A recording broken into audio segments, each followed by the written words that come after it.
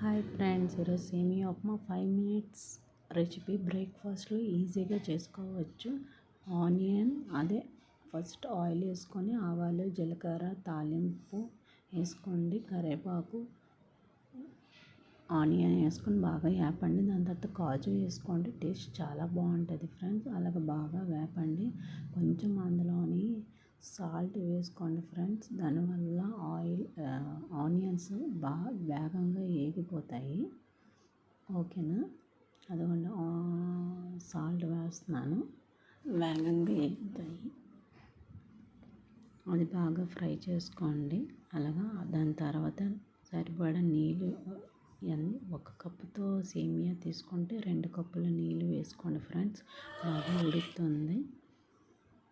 అదిగోండి వాటర్ వేసుకున్నాను. దాని తర్వాత బాగా అదిగోండి చూడండి మరిగింది కదా. మరిగిన తర్వాత టేస్ట్ చూసుకోండి సాల్ట్ సరిపోయిందో లేదు. దాని తర్వాత సేమియా వేసుకోండి. ఏ కప్పుతో మీరు తీసుకుంటే ఆ కప్పుతోనే.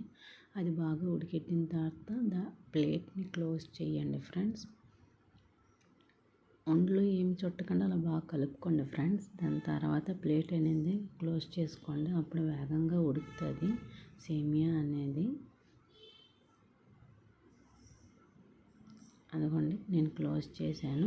క్లోజ్ చేసిన 5 to 10 మినిట్స్ తర్వాత మీరు ఓపెన్ చేస్తే ఇదిగోండి సేమియా రెడీ. టేస్టీ సేమియా రెడీ. Only 5 minutes recipe.